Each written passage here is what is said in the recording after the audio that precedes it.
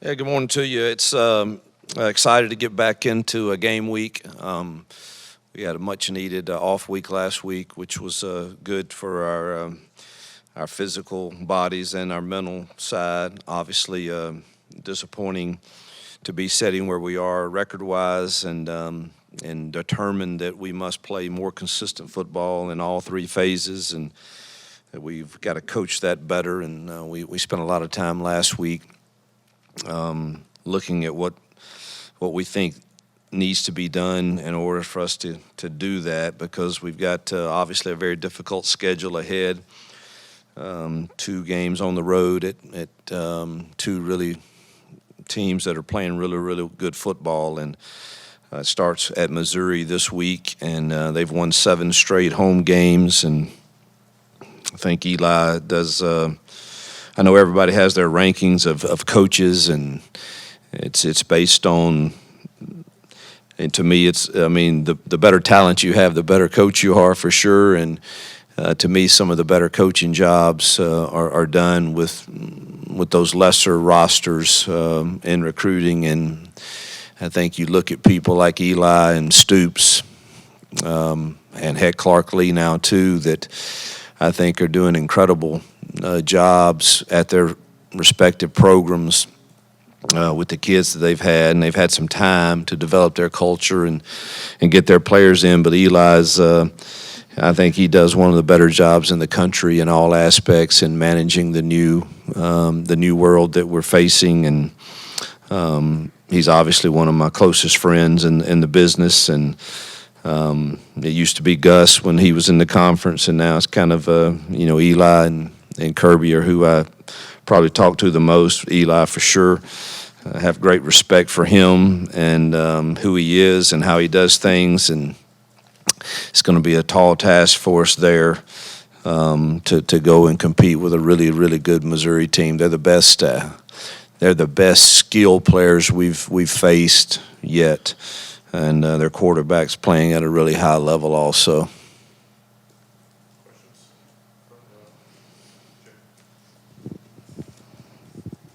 Hey, Hugh, as far as the players go, what was your area of emphasis during the off week? What did you kind of push in practice?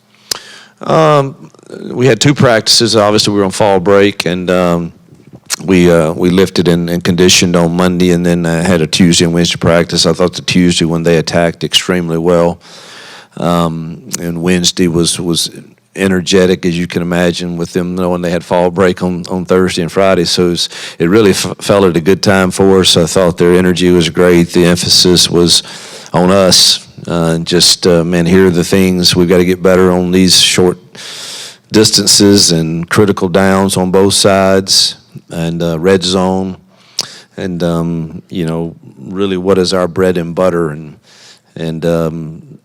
let's try to make it look maybe different ways, but we probably don't need more. Let's do less and keep doing it better. So had 2 really good days, truthfully, for an open week. I think having fall break really helped it, because I think everybody needed a little break, coaches, players, and obviously we did some recruiting also. But it was a good open week.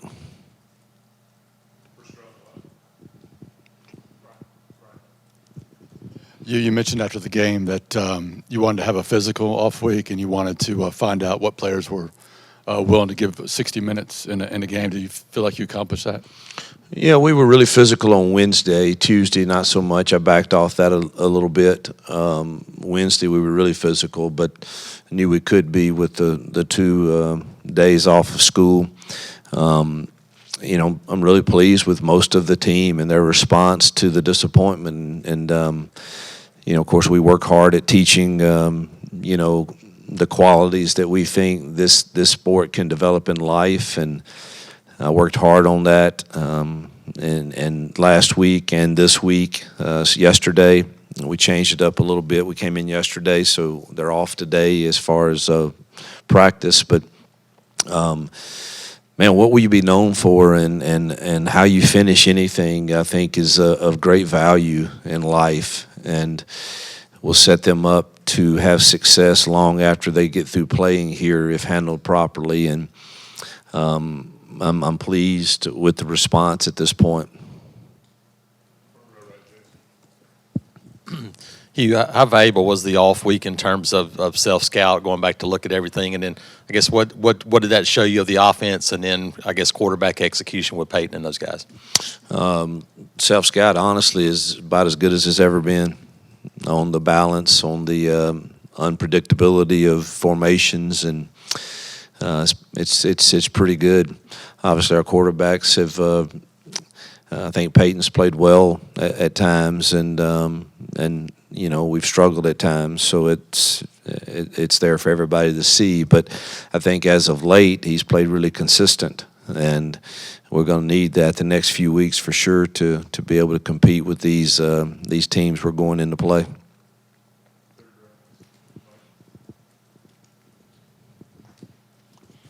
Coach, can you characterize your conversations with Peyton Thorne after some of maybe the confusion in the media about the statements after the game on that 4th and 1? Yeah, I don't read the media, don't listen, don't have social media anymore. I'm very transparent and tell you exactly the truth of what happened. And Peyton thought he needed to change the alignment of the back to handle an edge guy, and I think some of that may have been based on him asking an offensive lineman. And again, we've got to do a better job coaching. That shouldn't have happened. That wasn't part of the process. And if you go watch the film, if we leave our alignment like it's supposed to be and hand the ball off, Jarquez is running on a DB for an easy first down. So I understand his thinking there. They just unfolded a linebacker and on the backside, and so obviously we didn't coach it well enough for him to know he didn't have to do that.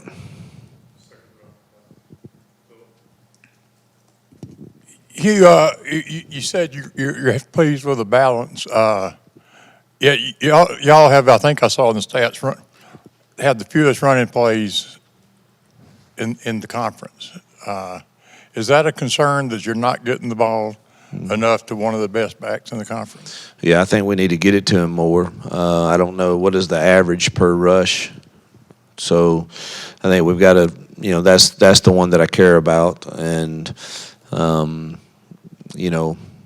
but there's no question 27 needs to touch it more. That's the frustrating thing of some of our short yardage deals that have been called and not executed at a high enough level where he actually touches it, and that's we've got to get that corrected.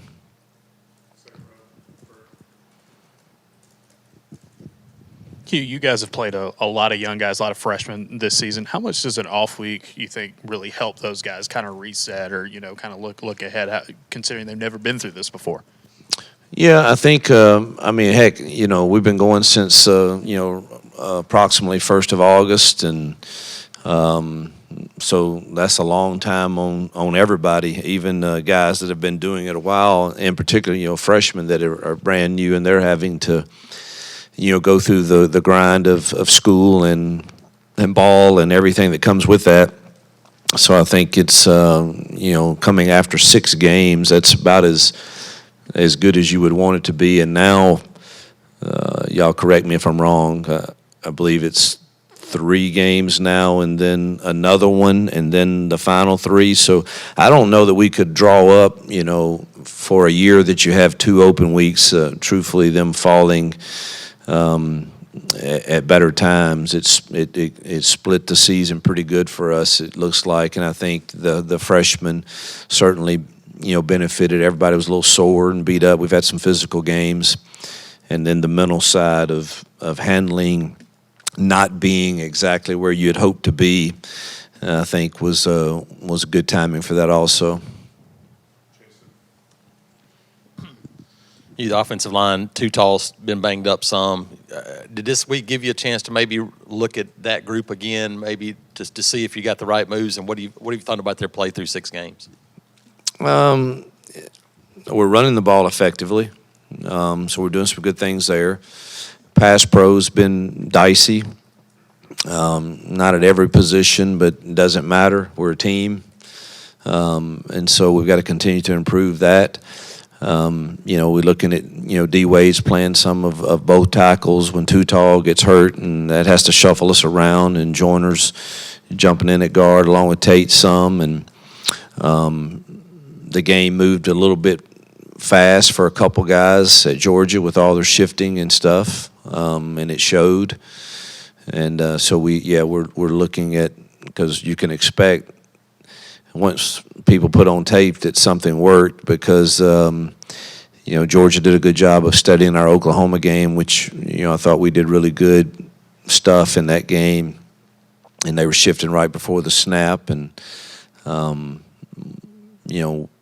it gave us some problems with just our mental execution of what I should do on this pass pro or what I should do on this run play for a couple guys, and we practiced that, but it didn't show very well on film, and we've got to get that corrected for sure, because.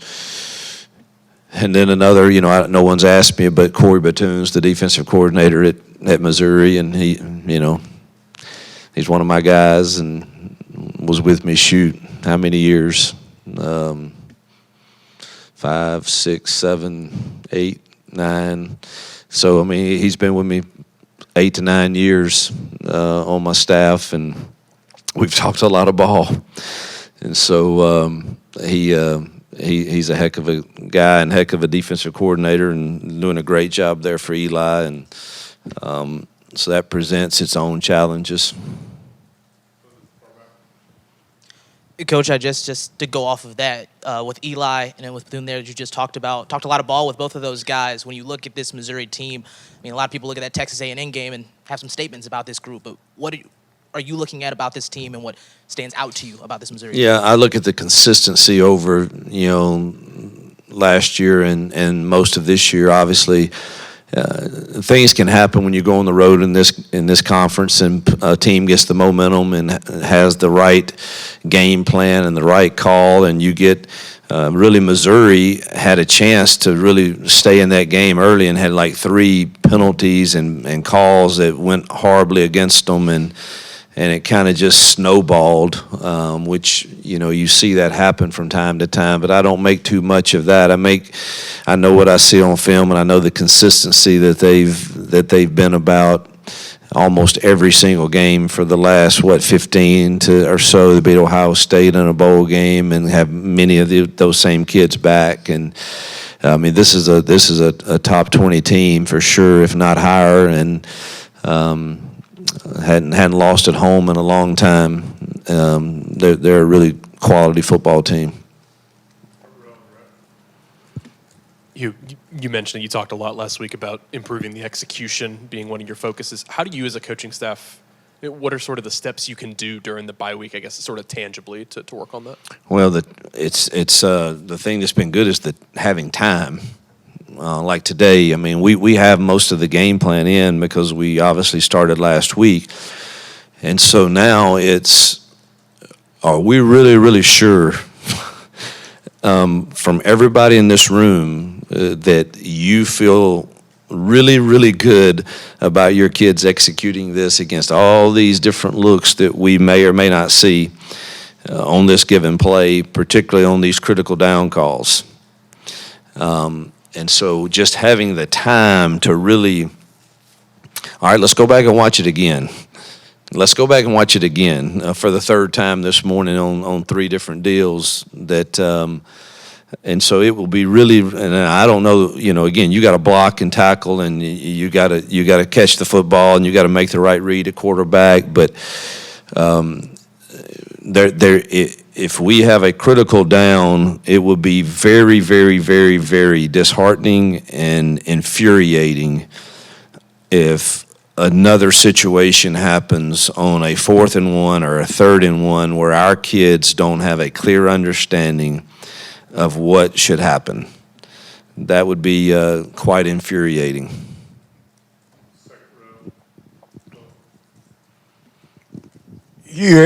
Every coach everywhere talks about consistency, which in college football, where you got young guys and older guys and guys with so many things going on around them, how do you, as a program more than this week. But as a program, how do you establish that kind of consistency that you need to be successful? Well, it starts with us demanding it in practice, and that's become harder and harder to do in ways that we used to do. But I don't think you can get it unless you demand it consistently in practice. And then the second phase to that would be that your team demands it. So, you know, one of the best teams are when you can take freshmen and say, hey, let's use DeMarcus Riddick or Jalen Crawford or Cam Coleman or Perry Thompson or Malcolm Simmons, any of them, and say, hey, guys, let me show you what this really is supposed to look like. Go watch these 5 guys. And that's when you get on to some consistency. All right, well, who are those 5 guys right now for them? And I think that's one of the things we're struggling with a little bit, you know, is some of our best guys are younger guys that are trying to do it the right way, but you really, when you start having a team where you have those older guys where you say, go watch him and everything he does, and that's what consistency looks like. And that's where we're trying to get as a program, and that's where some like Missouri, I think they have those guys in the building right now, but they've had time. And we're going to have them too, and we've gotten better at that, but we still don't have enough that you say that's exactly what it's supposed to look like.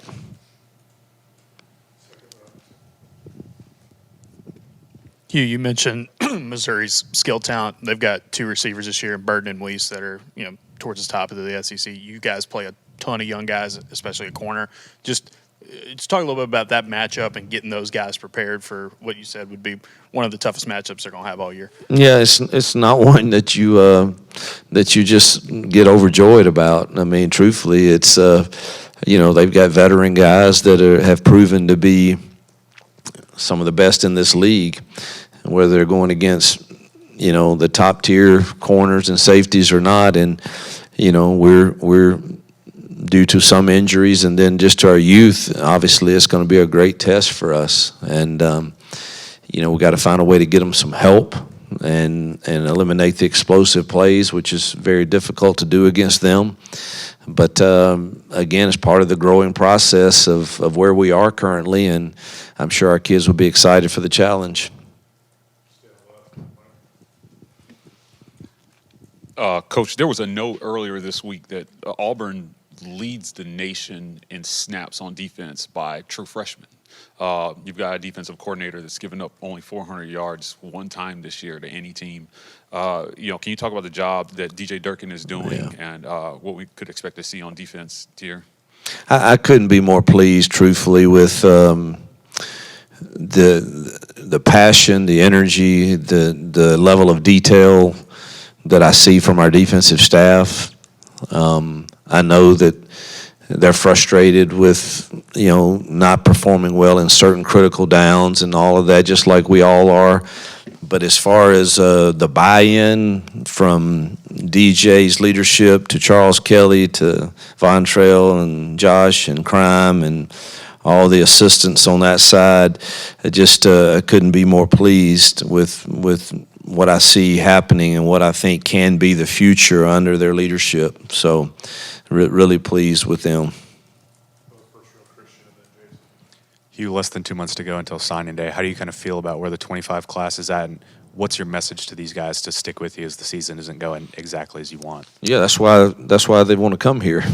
That's the reason they should want to come, is you're coming to a place that's proven it can play for national championships. It's one of only 6 that's done it in the last 13 years, on twice, played for it. And so it's proven it can. We've got the resources. Now let's get the roster that rivals, you know, the ones who are playing for it. And if you want an opportunity to do that in an environment that you know fits you, come be a trendsetter and let's do something new and different. Yeah, you can go to the places that are currently doing it, or you can help restore one that's proven it can also do it. And so I feel really good right now. Obviously, there's the battles for the guys we want are never over, and you've got to continue to fight for that. But I feel like we're in a pretty good position, hopefully, to finish strong with another top 5-ish class. You talked about kind of short yardage and quarterback. How do you balance that? Because Peyton has done a lot of good things at the line of scrimmage. How do you balance? Yes. How do you balance that freedom with also making sure that in certain spots, hey, we need to do this no matter what we're seeing? Well, he just didn't have a complete understanding of the play, and that's our fault. It was a new play as far as blocking scheme, but didn't have to handle the backside edge. And again, that's we didn't obviously coach it well enough.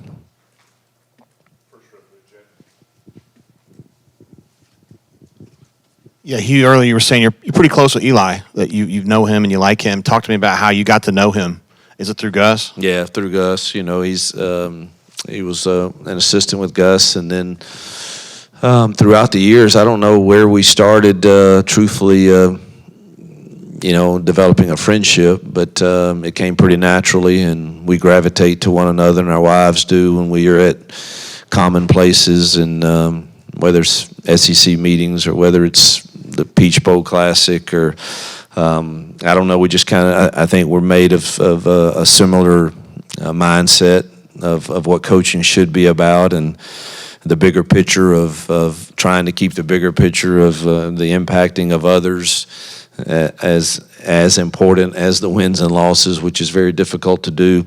I think we see all of those things very, very similarly. He's a person of faith. So we just, I don't know, the friendship's real, genuine. We talk about a lot of things. We talk very frequently, truthfully, and we've talked twice this week already, and I've got to cut him off. But he, and he's got some other friends there too that have coached with me. So but the great thing is it's a genuine, real friendship, not just a professional something. Very similar to Gus and I.